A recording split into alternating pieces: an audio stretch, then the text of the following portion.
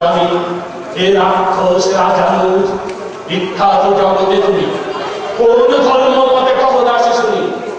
জ্ঞাতিত্ব জাতিত্ব জাতীয় সকলে দিলা জানান বলে গুণবান যদি পরজন গুণহীন স্বজন তথাপি নির্গুণ স্বজন সেও পর পর এ শিক্ষা কোথায় শিখিলে কিন্তু পিতা বন্ধু তোমার কেন সব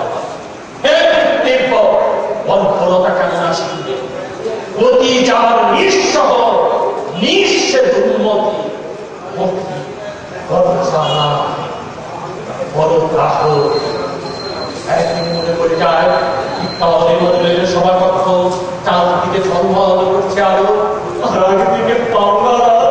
ওরা আমায় মারতে আসে প্রহার করতে আসে বিচার করতে যখন বসি খুঁজে পাই না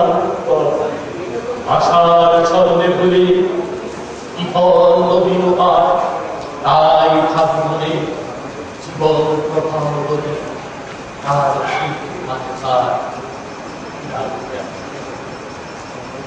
আর কিছুক্ষণ পর আমার জীবনের নৌকোখানি মন্দর করবে বাড়িপুর চিকিৎসালয়ে এক তারপর জানালাটা একবার খুলে দাও রোদ পশ্চিমের রোদ আসতে দাও বন্ধ সূর্যটাকে একবার দেখি জানি না আর কোনদিন টুবি ও নট টুবি দেখিস দেখো জুনের রোদে কি একটা বিপদ প্রশান্তি পাখিরা ফিরছে বাসায় অফিস থেকে বাসায় ফিরছে ক্লান্ত কিরানির দল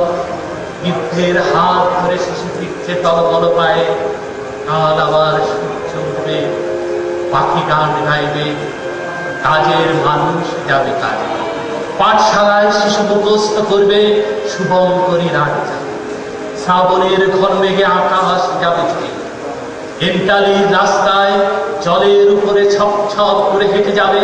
ফিরিঙ্গি যুবক তার বান্ধবীকে সঙ্গে ঝলমল করে রোদের আবার সকাল সকাল কত আশা আমি যাব না আমি যাব না আমি যাব না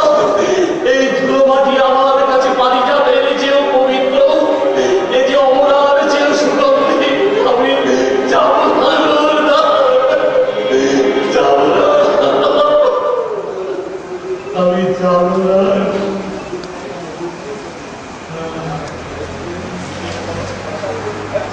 কিছুদিন আগে একটা কিশোরকে দেখেছিলাম তার বড় বড় চোখ ও আমার দিকে অবাক চোখে তাকিয়ে আমি যেন ওর চোখে হাসি করতে চাইছিলাম এই একটি কিশোরকে দেখে মনে হলো পার অক্ষয় বলে এই তুমি বলদ্ধ নয়নে কাকে দেখো আমি বললাম কে কিশোর অক্ষয় বলে এই ব্রাহ্মণ সমাজের দেবেশ ঠাকুর তার ছোট বিশ্বাস করো গৌর কি প্রাণ প্রাচুর্যে ভরা ওই কিশোরের মধ্যে আমি বেঁচে উঠতে চাইছিলাম আমার ইচ্ছে করছিল ওর হাত দুটো গৌর তোমায় একবার ছোড়ো একবার স্পর্শ করব একটু জীবিত প্রাণের